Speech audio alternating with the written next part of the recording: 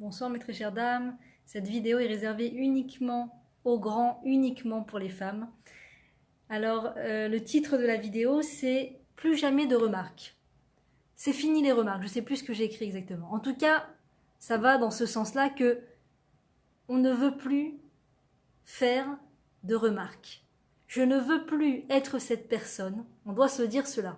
Je ne veux plus être cette personne qui communique avec les gens autour de moi, que ce soit mon conjoint, que ce soit mes enfants et le reste de la terre. Je ne veux plus être cette personne qui fait des remarques. Des fois on croit que la remarque est constructive. Les gens appellent cela une remarque constructive. Alors qu'en vérité, la remarque est antinomique de construction. La remarque, ça va aller briser chez l'autre sa confiance en soi. Ça va aller briser chez l'autre son envie, sa joie, son optimisme, l'image qu'il a de lui-même. La remarque brise l'autre. Alors cette vidéo est réservée uniquement pour les femmes, désolé messieurs. La remarque brise l'autre. Par exemple, notre conjoint a pris les choses en main et il s'est mis à ranger la cuisine. Et en ouvrant le frigidaire, il se met à vider tout ce qui n'est plus bon et il jette des citrons. Et nous, dans nos têtes, on se dit « mince, c'est les citrons que je viens de cueillir, j'attendais d'en faire une tarte », on commence à réfléchir. Et du coup, qu'est-ce qui sort de notre bouche ? « Ah non, attends, les citrons, j'en ai besoin. » Tu vas pas jeter les citrons, c'est du baltachrit, c'est pas bien. Tu sais, ces citrons, j'ai mis longtemps à les cueillir, tu sais. Et donc, qu'est-ce qui sort de nous ? Une remarque. Mais il se trouve qu'avant de jeter ces citrons, le mari a quand même pris l'initiative de se mettre à ranger le frigidaire, par exemple, ça peut être autre chose. Et tout le moment où il était dans le positif, dans le vert, dans le bien, dans le j'aide, on n'a rien dit, rien n'est sorti de notre bouche. Rien n'est sorti de notre bouche, ni « Ah, c'est génial, merci de ranger le frigidaire. Ah, tu sais pas comment tu m'aides. Ah, je te bénis, que Dieu te bénisse. » Rien. Et juste quand on va voir la chose qui ne va pas, on va ouvrir la bouche et laisser sortir une phrase du genre non, ne fais pas ça, pourquoi tu fais ça, mais tu sais que c'est pas bien, et tout ça. Et donc on se dit, bon, ben, c'est constructif, c'est pour éduquer l'autre, c'est dans un but de l'éduquer, qu'il comprenne, qu'il fasse pas toujours la même erreur et tout. Mais en vérité, on a peut-être gagné les citrons, mais on a perdu le lien avec le mari. On a perdu la construction du mari. On a perdu le fait d'être Ezer Kenegdo, le fait de pouvoir permettre à son mari de sortir de la théorie à la pratique, de pouvoir devenir la personne suprême que notre mari est censé devenir. Et c'est pareil avec pour les enfants. Les enfants, c'est encore plus puissant, mais avec le mari, ça a aussi son côté très très puissant, et avec tout le reste de la terre. Sachez qu'une remarque ne fait jamais du bien à l'autre, jamais plaisir, et une remarque ne fait jamais avancer les choses. Alors on se dit, mais comment on fait pour faire avancer les choses ? Ça, c'est une autre question. En tout cas, la remarque qui est spontanée, d'accord, le je remarque, je mets la lumière sur ce qui ne va pas, ne fait jamais, n'allez jamais vous laisser croire et vous laisser convaincre qu'une remarque va faire avancer les choses. C'est pas vrai. C'est une illusion, c'est le Yetzer Hara qui veut nous faire croire que vas-y, dis maintenant ce que tu penses, vas-y, dis, juste pour casser le lien entre les gens, pour casser la confiance en eux qu'ont les gens en eux. Et donc, du coup, ben voilà, on a l'impression que on gère les choses en faisant une remarque. Tu vas faire ce que je te dis, tu vas m'écouter. Ne mets pas cette chemise, ça va pas du tout avec ton pantalon. Ne fais pas ça. Vraiment, je vous assure, les choses sont beaucoup moins importantes qu'elles ne le paraissent. Qu'une chemise et un pantalon soient assortis, que ce soit pour notre mari, pour nos enfants, pour nos parents, pour même une amie, même une femme, une inconnue qui nous demande conseil dans les cabines d'essayage du magasin et qui nous demande si ça va ensemble. Croyez-moi qu'il est beaucoup plus important de permettre à cette personne de trouver confiance en elle que de lui dire honnêtement ce qu'on pense de la chose. D'abord, il faut savoir que les goûts et les couleurs ne se discutent pas. Donc, notre avis au niveau de notre goût par rapport à la vêtement, à l'accoutrement de la personne, seront toujours subjectifs. C'est-à-dire que si même nous, on ne trouve pas ça joli, il y aura bien une personne sur Terre qui trouvera ça joli. C'est pas possible que personne n'aime C'est pas possible que personne ne trouve ça joli. Donc déjà, sa remarque, même si personnellement, de prime abord, on n'apprécie pas la chose, eh bien, ça veut pas dire forcément que c'est laid, ça veut pas dire forcément que c'est moche, ça veut juste dire que nous, ça nous plaît pas. Mais la personne, ça lui fera pas du bien d'entendre que c'est pas assorti, que ça lui va pas. Même une personne qui vous demande un avis, ça va bien ensemble? Ah, waouh, c'est super, oui, franchement, c'est super. Franchement, c'est super beau. Parce que je vais vous dire, c'est beaucoup plus important de donner le sentiment à l'autre qu'il est ok, qu'il est bécédaire, qu'il est bien. L'autre, quand il demande son avis, quand l'autre nous demande son avis, notre avis, ça n'est pas réellement pour avoir notre avis. C'est juste pour avoir quelqu'un qui lui dit t'es ok, like, t'es bécédaire, tu es bien. Juste pour recevoir un ishour, pour recevoir, comment on dit en français, qu'on lui atteste qu'il est bien, que c'est quelqu'un de bien. Et donc, sachez que quand on fait une remarque à quelqu'un, la personne se vexe. Et qui que ce soit au monde, tout le monde, il n'y a pas une personne au monde qui ne se vexe pas d'une remarque. On dit du Rav Ariel Levin que Zecher Tzadik Livracha, c'était un très grand tzaddik, et on dit qu'il ne se vexait pas du tout. Alors peut-être que c'est l'exception à la règle, mais même les rabbanim se vexent. Même les rabbanim, quand on leur fait une remarque comme ça de but en blanc, j'ai pas aimé quand vous avez dit ça dans votre cours, je suis pas du tout d'accord, il faut faire une introduction. Bonjour Rav, ce que vous avez dit c'était bien, j'ai beaucoup apprécié, ça m'a parlé, tout ça. J'aimerais revenir sur le mot que vous avez dit, qu'est-ce que ça veut dire exactement, j'ai pas bien compris, mais de dire de but en blanc à la personne, j'ai pas du tout aimé ce que vous avez dit, ça me fait pas du tout, j'aime pas du tout ce que vous, voilà, n'importe quoi, un cours de Torah, autre chose, n'importe quoi. Les gens se vexent, même les rabbanim. Je suis pas en train de faire passer un message personnel. C'est vraiment, j'ai assisté à un cours d'un grand rave qui expliquait que même les rabbanim se vexaient. Même les rabbanim étaient sujets à la vexation. Donc il faut faire très attention avec ces mots. Par exemple, sur les réseaux sociaux, c'est la grande mode du je te mitraille de mots néfastes et limite d'insultes et je t'injure parce que j'ai pas aimé ta vidéo, parce que j'ai pas aimé ce que tu fais ou ce que t'es. Et donc, je me lâche complètement et je dis tout ce que je pense et les choses les plus terribles.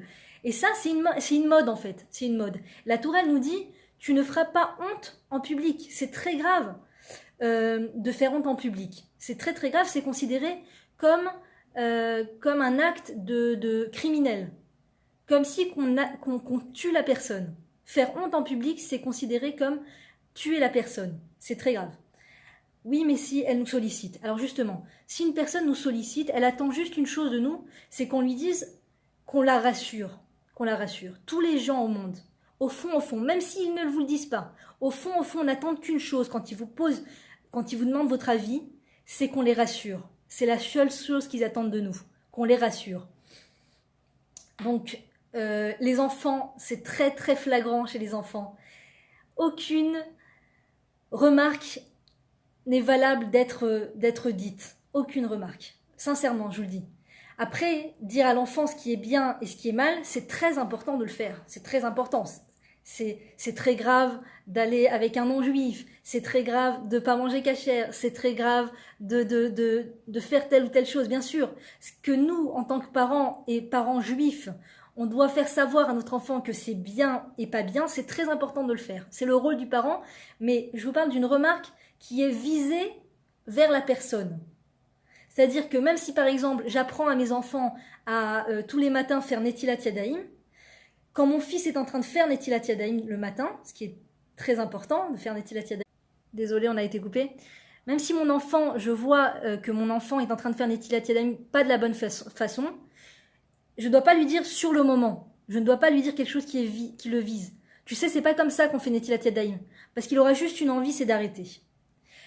Toujours regarder et parler, se servir de cet outil extraordinaire qui s'appelle la parole, pour mettre en lumière ce que la personne a réussi. Pour mettre en lumière ce qui a été réussi. Donc mon enfant a fait Netilat Yadayim, même s'il n'a pas fait de la bonne façon. Mon chéri, comme je suis contente, tu fais très attention, tu fais ce qu'il faut faire, c'est super, tu es grand, tu es un bon exemple pour tes frères et sœurs, c'est magnifique, on peut te faire confiance. Et voilà, il y a toute une liste de choses positives qu'on peut dire à la personne. Mais pour ce qui est de la remarque, quand on fait une remarque à la personne, on perd la personne. On a l'impression qu'on gagne quelque chose, qu'on gagne le fait qu'on s'est fait entendre, le fait qu'on a expliqué à la personne comment s'améliorer. Et en vérité, on n'aide pas du tout l'autre à s'améliorer. On n'aide pas du tout l'autre à s'améliorer. La personne est juste déçue d'elle-même quand on lui fait une remarque. Ça la déçoit d'elle-même. On ne se rend pas compte, c'est vrai, parce que... Et le Rav Tirosh nous dit que toutes les remarques ont leur racine dans la haine. C'est-à-dire que la racine d'une remarque, c'est la haine en fait. Alors on se dit, mais comment c'est possible? Quand je fais une remarque à mes enfants, ça veut dire que chas v'shalom, j'ai de la haine pour mes enfants. Chas v'shalom.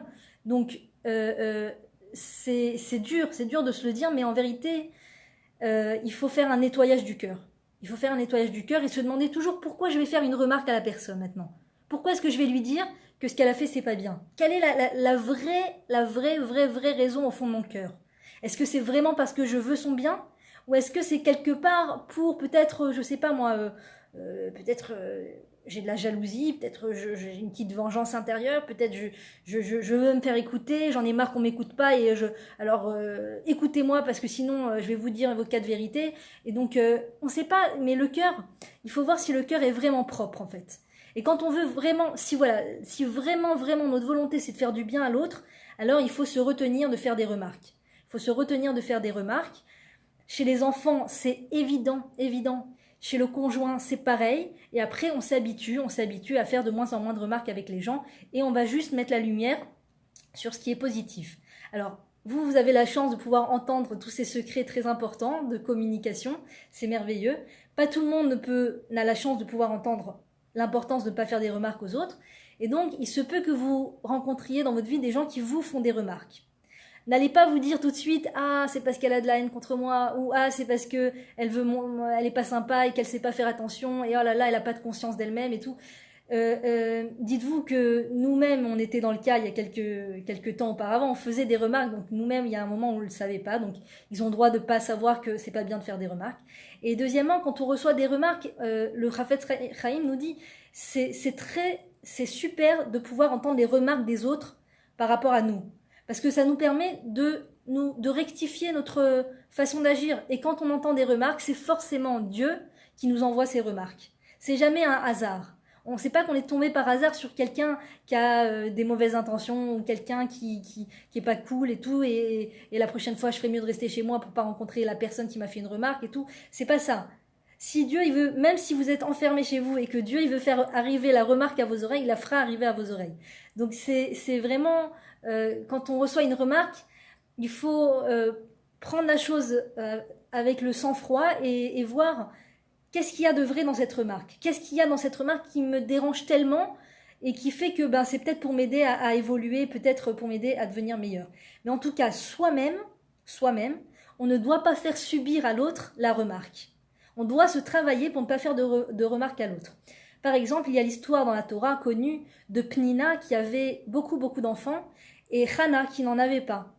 Et Hana souffrait terriblement de cette situation. Hana et Pnina étaient mariés à un même homme qui s'appelait Elkana.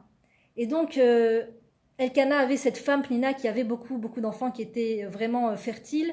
Et Elkana avait aussi cette femme, Hana, qui n'avait pas d'enfants et qui en souffrait terriblement. Et donc, Pnina, ça ne suffisait pas que Hana souffre de sa situation. Chaque fois, elle en rajoutait. Elle disait à Hana... alors, t'as acheté des pulls pour les enfants pour cet hiver? Ah, excuse-moi, tu n'as pas d'enfants, pardon. Dis-moi, tu as acheté des cartables pour la rentrée des enfants? Oh, pardon, tu n'as pas d'enfants, excuse-moi, la bourde. Donc, elle lui faisait du mal. Vraiment, c'est-à-dire que Hana avait une double douleur. La douleur de ne pas avoir d'enfants et la douleur de Pnina qui lui en mettait plein la vue.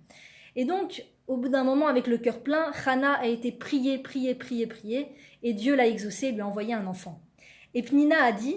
C'est exactement pour cela que je la poussais à bout. C'était pour qu'elle prie et qu'elle fasse sortir cette fille-là de son cœur et qu'elle puisse enfin avoir un enfant grâce à mes remarques. Et malheureusement, Dieu n'a pas du tout apprécié la façon d'agir de Pnina et que Dieu préserve, lo alenu, il lui a retiré tous ses enfants. Pour nous montrer, c'est vraiment une leçon. Pnina était une personne de grande envergure, d'un grand niveau. On ne comprend pas toujours forcément le niveau de ces personnes, mais en tout cas...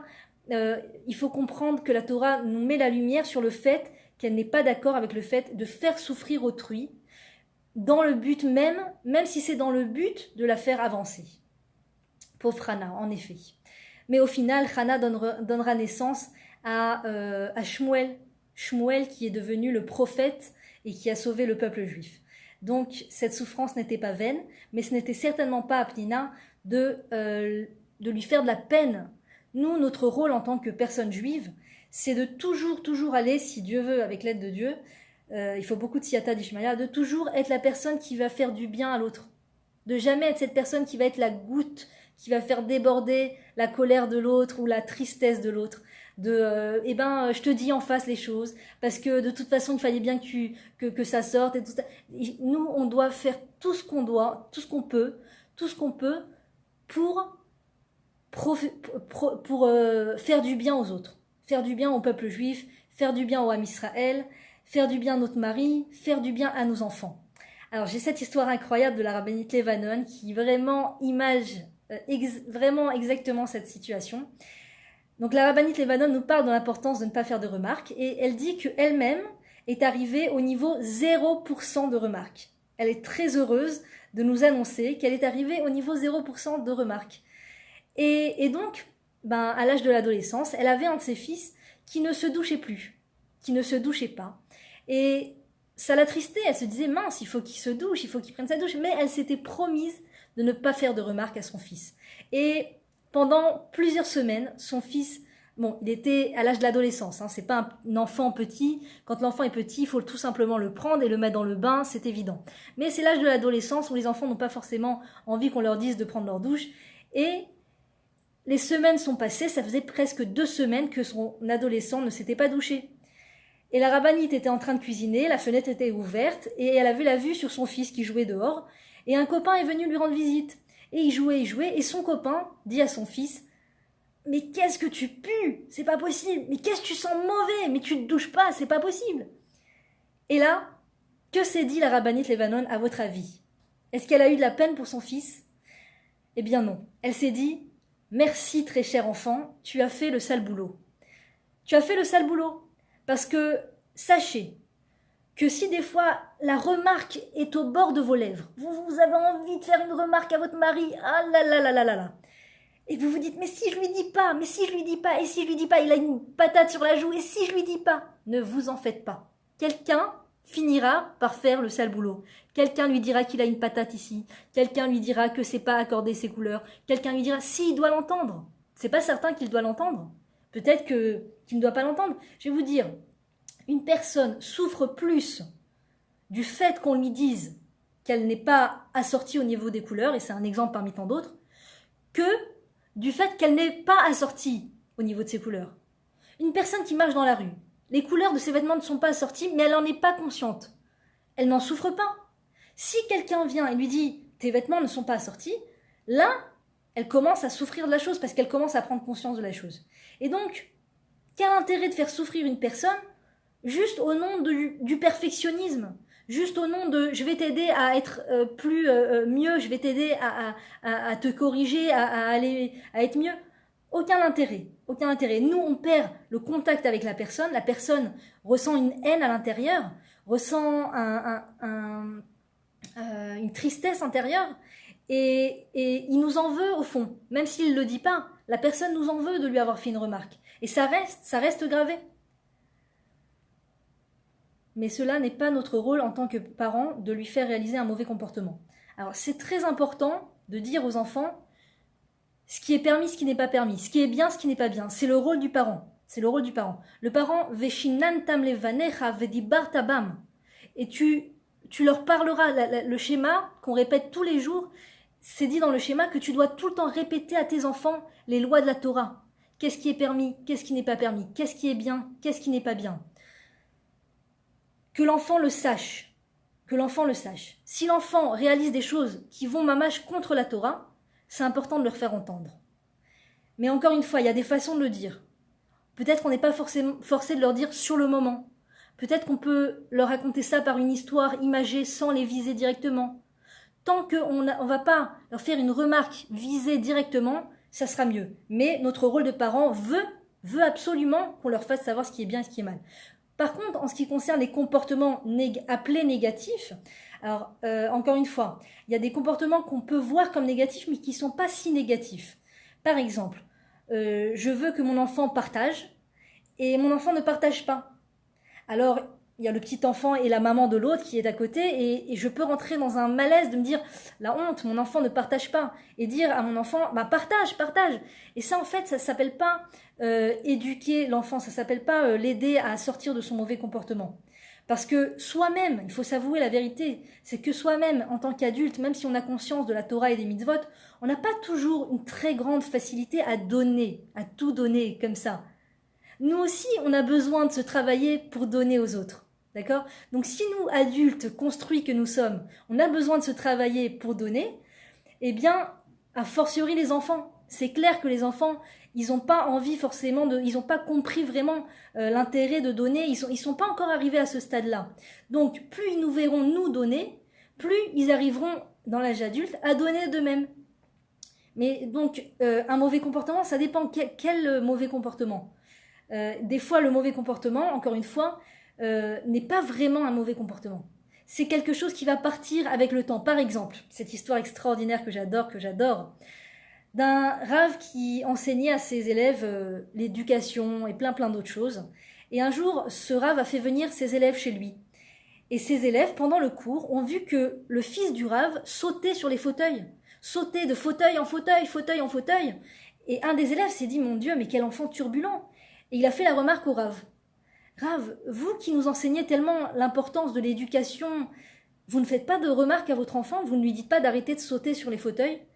Et le rave lui a dit, la loi de base de l'éducation, c'est de ne pas faire de remarques à mes enfants sur des choses qui évolueront d'eux-mêmes. As-tu déjà vu quelqu'un de l'âge de 30 ans sauter sur des fauteuils? Non.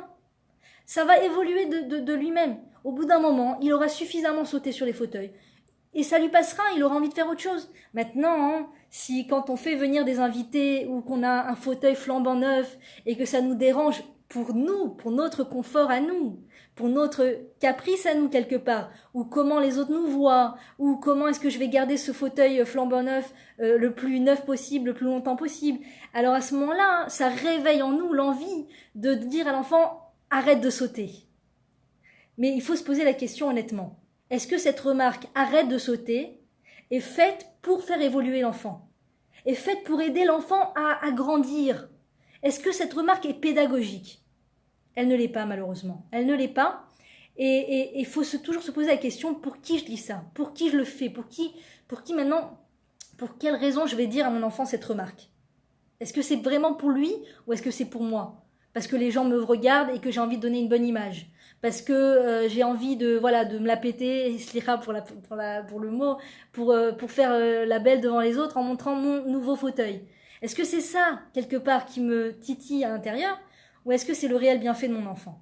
Alors si c'est le réel bienfait de mon enfant, il faut le laisser jouer, parce que quelle est la avodat Hashem de l'enfant? Quel est le service divin de l'enfant? Nous, notre service divin, à nous, c'est de respecter la Torah et les mitzvot. Le service divin de l'enfant, c'est de jouer. Les jeux sont sa façon de servir Dieu de la façon la plus suprême. Parce que quand l'enfant joue, il se construit. Il construit son monde intérieur. Son monde intérieur. Et des fois, pour l'enfant, jouer, c'est se disputer avec ses frères et sœurs. C'est du jeu. Pour eux, c'est du jeu. Même si nous, à nos yeux, ça paraît très carburatif, surtout quand il y a des invités, on a un peu honte des notes qui vont dans l'aigu comme ça très fort et que nous on est en train de parler et on est en train d'essayer de prendre un apéro et les enfants viennent et hurlent. C'est vrai qu'on a un petit peu dérangé dans son confort personnel, mais c'est leur façon de jouer, c'est leur façon de grandir, c'est leur façon d'apprendre à connaître leurs limites, c'est leur façon d'apprendre à comprendre que eux et leurs frères ne forment pas une entité. Chacun est unique. Et donc, ça, dans l'enfance, ils ont besoin des fois un peu de se disputer pour comprendre qu'ils sont des entités à part entière, qui forment pas une partie avec leurs enfants, avec leurs frères et sœurs. Ils ont besoin de comprendre qu'ils sont eux-mêmes. Et donc, des fois, ça passe par la dispute. Et encore une fois, donc ça ne demande pas vraiment de remarques. Maintenant, si vous, les mamans, vous entendez ce que je vous dis en ce moment, ne prenez pas à cœur le fait que votre mari oui, il leur fera des remarques. C'est très bien. Si votre mari leur fait des remarques, c'est très bien, il joue son rôle. C'est très important que dans le couple, il y ait la maman qui soit unique en son genre et le papa qui soit unique en son genre. On n'a pas besoin d'être une même voix et d'avoir exactement la même façon de voir les choses. S'il y a réellement dans la façon d'agir du papa vraiment quelque chose de vraiment problématique vis-à-vis des enfants, alors peut-être ça vaut le coup d'en parler avec le mari, avec respect, avec amour, mais surtout pas reprendre son mari devant les enfants en disant ne leur parle pas comme ça, surtout ne leur fais pas de remarques, ça va pas les construire, parce qu'en fait, il vaut mieux qu'ils reçoivent une remarque de leur papa plutôt qu'ils entendent de la bouche de leur maman que leur maman reprend leur papa devant eux. Parce que pour eux, leur papa et leur maman, ils sont absolus, ils sont suprêmes, c'est l'image des héros. Et si maman reprend papa devant nous, si maman dit à papa que c'est pas bien comment il parle et c'est pas bien comment il agit devant nous les enfants, ça casse l'image du héros, ça cache l'image du père fantastique. Et pour se construire, un enfant a tout à fait besoin, a absolument besoin du héros, du papa héros et de la maman héros. C'est très important pour leur construction personnelle. Et peu importe, bien sûr, c'est important que le père et la mère soient des gens honnêtes, soient des gens droits, mais le plus important, c'est la vision qu'ont les enfants sur leurs parents. Des fois, il se peut que le père, que Dieu préserve, ne soit pas quelqu'un de très droit. Le plus important, c'est que les enfants continuent de garder un regard droit et c'est-à-dire positif sur leur père. Et comment ils vont garder un regard positif sur leur père? C'est la maman qui va faire passer ça dans l'ambiance, c'est la maman qui va faire passer le message. Si la maman elle respecte le mari devant les enfants, si la maman elle reprend pas le mari, justement elle se sert de ce zéro remarque, de ce no remarque vis-à-vis de son mari, eh bien les enfants vont encore une fois ressentir qu'ils ont un père vraiment digne de ce nom. Et d'abord ça leur rendra un très grand service pour se construire, parce que l'image du père c'est important, et pour réaliser la mitzvah de Kibud Orim. Parce que quand on a, que Dieu préserve une piètre image de ses parents, c'est plus difficile de réaliser la mitzvah du respect des parents, qui est une mitzvah extraordinaire. Donc en fait, notre vision de nos parents ne dépend pas réellement de ce qu'ils ont fait ou pas dans leur vie. Ça dépend de est-ce qu'on va réussir à nettoyer nous son regard et nettoyer son cœur par rapport à ses parents. C'est ça qui va faire qu'on va avoir un bon regard sur nos parents. C'est pas de se dire ah bah de toute façon moi j'ai des parents qui ont été problématiques donc j'aurai jamais un bon regard, donc je pourrai jamais vraiment les respecter. Non, peu importe les parents qu'on a, on doit nous développer ce bon regard sur eux. Oui, aller chercher les points positifs qu'ils ont eus. Oui, aller chercher les choses positives qu'ils ont réalisées dans notre vie. Et de cette manière, on peut les respecter, plus les respecter. Alors bien sûr, vous imaginez bien, je pense que c'est pas le besoin de le dire, mais je le dis quand même, on ne sait jamais au cas où, vous n'y auriez pas pensé, le no remarque s'adresse à fortiori avec nos parents, à nos parents, parce que le respect des parents que la Torah nous enjoint de réaliser veut que l'on n'éduque pas ses parents, veut qu'on ne fasse pas de remarques à ses parents. Donc bien sûr, ça joue énormément avec les parents. Ne pas faire de remarques à nos parents, ça y est, ils sont arrivés à un âge où ils n'ont pas beaucoup de chance de changer par rapport à ce qu'ils sont. C'est ce qu'ils sont. Ce qu'ils sont maintenant, c'est ce qu'ils sont. Et donc, c'est pas à nous maintenant d'aller essayer de leur faire changer d'avis sur quelque chose, etc. On peut le faire avec beaucoup d'amour, si vraiment c'est un débat de respect, mais il faut faire attention. Parce que des fois, le débat amène souvent vers un peu la prise de bec et le rébellion, etc. Et c'est pas bon du tout. Si on veut pouvoir réaliser la mitzvah de Kibud Orim, qui est une très grande mitzvah du respect des parents, alors voilà, il faut utiliser le principe de nos remarques, de 0% de remarques, d'abord et avant tout avec les parents. Alors c'est facile à dire, c'est beaucoup plus difficile à réaliser, pas parce que nos parents donnent envie qu'on leur fasse des remarques, pas pour ça. Parce que, étant donné que la mitzvah du respect des parents est une mitzvah dont le salaire est énorme par rapport à ce que la Torah nous promet, eh bien, il y a un très très fort mauvais penchant qui combat, qui ne nous laisse pas pouvoir réaliser cette mitzvah de Kibud Orim. Et la rabbinite Yemima Mizrahi nous dit, quand c'est facile, ça s'appelle pas la loi, ça s'appelle pas le respect des parents. Quand c'est difficile, quand ça se corse, d'accord, quand papa et maman disent vraiment une chose avec laquelle je suis pas du tout d'accord, ou agissent d'une certaine façon et tout ça, et que ça commence à devenir difficile, là, ça s'appelle le respect des parents. Là, le fait que je me retienne de pas faire de remarques, ça s'appelle le respect des parents. Par exemple, maman est en train de raconter une histoire, d'accord. Tu te souviens, ma chérie, lorsque nous étions dans telle rue et que tu portais ta petite robe rouge et nous nous dirigeons. Maman, j'avais pas une robe rouge, j'avais une robe verte. J'avais une robe verte, je t'assure. Et ça, voilà, ne serait-ce que cette remarque, c'est exactement ce que la Torah nous demande de ne pas faire. Ne pas reprendre nos parents. Quand nos parents racontent une histoire, même si c'est pas exact, il y a un très fort Yetzer Hara, un très fort mauvais penchant comme ça qui nous pousse à reprendre nos parents. Reprends ta maman, reprends ton papa, c'est pas exact ce qu'elle a dit, c'est pas précis, reprends-la. Et en vérité, c'est exactement ce qui est interdit de faire. Donc nos remarques, d'abord, ça se passe avec les parents et je vous assure que quand on se retient de faire des remarques, d'abord, l'autre en face se sent moins jugé. Et il a plus envie d'ouvrir son cœur. Il a plus envie de parler.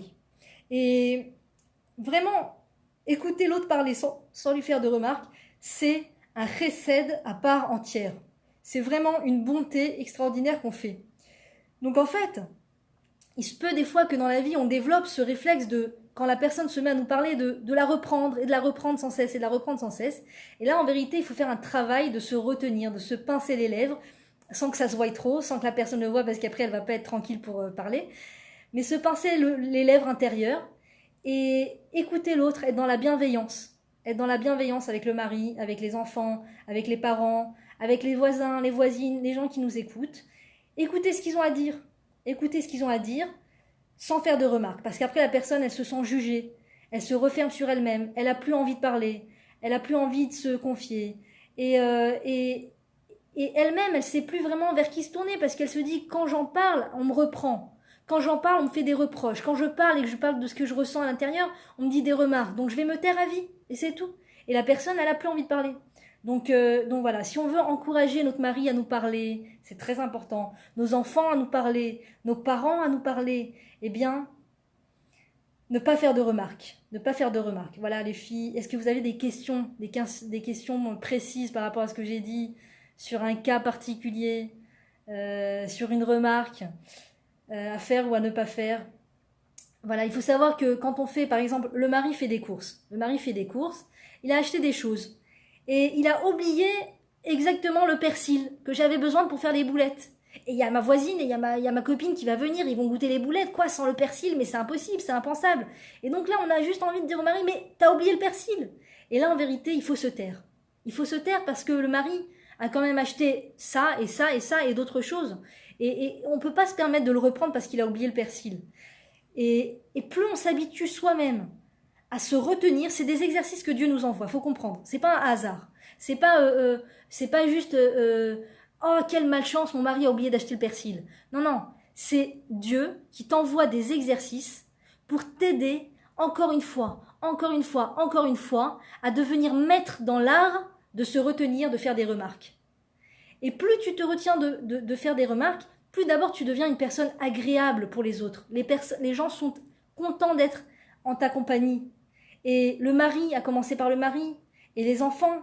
Il faut savoir que les enfants, dans l'enfance, ils voient leurs parents comme une adresse. Ils voient leur maman comme l'adresse à qui parler, l'adresse à qui se confier. Ils ont eu quelque chose qui leur a fait beaucoup de peine, d'accord. Ils ont été très peinés. Pour eux, c'est évident, ils se posent même pas la question. Si, est-ce que j'en parle à maman, est-ce que j'en parle pas à maman? Pour eux, c'est une évidence. Il y a quelque chose qui va pas. Ils en parlent à maman. Et au fil du temps, s'ils ressentent que chaque fois qu'ils parlent à maman, ça s'est bien passé, que maman m'a écouté avec bienveillance, sans me couper la parole, qu'elle était là pour me réconforter, qu'elle n'était pas en train de me dire bon c'est bon, arrête de pleurer, c'est bon, t'es un bébé, ça y est, tu vas pas pleurer pour ça. Non, qu'elle n'est pas en train de me remballer, qu'elle est là dans la tolérance, dans l'écoute de la difficulté de l'enfant. Eh bien, plus l'enfant va vivre ça à répétition, et plus une fois à l'âge adolescent, où c'est vraiment, vraiment important que les adolescents viennent nous parler, qu'on sache ce qu'ils font, qu'on sache qu'est-ce qu'ils font de leur vie, de leur temps, qu'on puisse être là pour les aider, pour savoir ce qu'ils font. Eh bien, c'est très important d'être cette maman dans l'enfance qui est une adresse ouverte et tolérante. Et une fois adolescents, ils viendront, ils continueront à nous parler de ce qu'ils font et on pourrait être au courant vraiment de ce qu'ils font si Dieu veut, Bezrat Hashem. On n'est jamais à entendre des choses difficiles de la part de nos adolescents, mais quand il faut entendre des choses difficiles, il faut les entendre. Donc même les choses difficiles, il faut être là pour les entendre.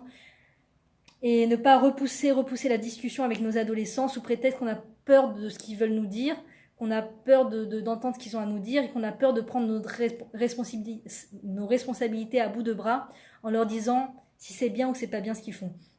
Et donc en l'occurrence, être cette adresse dans l'enfance. Et le contraire, c'est ne pas être cette adresse dans l'enfance, c'est quand l'enfant vient et qu'il pleure et qu'il a quelque chose qui va pas et qu'il vient vers nous et que nous, ou on n'est pas disponible parce qu'on est sur son téléphone, ou on n'a pas le temps, on n'a pas la patience, on fait une remarque à l'enfant, et là du coup on n'est pas cette adresse. On n'est pas cette adresse pour l'enfant, et ça fait que l'enfant il s'habitue petit à petit, ça vient pas en une fois, mais en plusieurs fois, petit à petit, il se dit je peux pas parler avec maman. Je sais que si je parle avec maman, ou elle va me faire une remarque, ou elle va me dire que je suis pas bien, ou elle va me crier dessus, et donc je peux pas parler à maman. Et voilà. Et donc après, ça fait que pendant l'adolescence, bunker, enfant bunker, c'est-à-dire rien ne sort, on ne sait pas ce qui se passe dans leur vie, on n'a aucune connaissance de ce qui se passe dans leur vie, et c'est problématique. C'est problématique, parce que du coup, on peut pas aiguiller l'enfant, on peut pas l'aider, et voilà.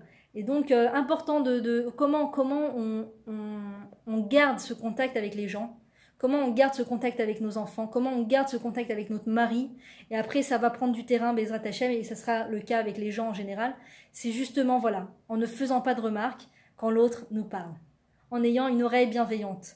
Et ça créera rien de mal, je vous assure, ça ne créera rien de mal.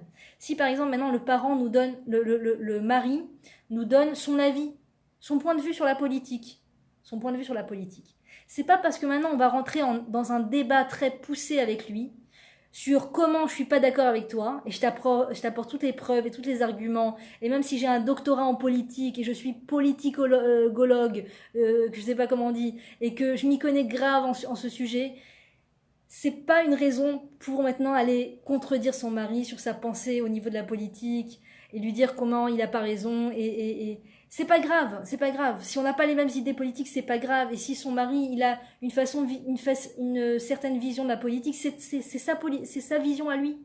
C'est sa vision à lui. Et je vais pas maintenant tout le temps rentrer en contradiction avec lui parce que je suis pas d'accord avec lui. Et encore une fois, il y a un Yetzer Hara comme ça qui veut qu'on contredise le mari, qui veut qu'on soit pas d'accord avec lui.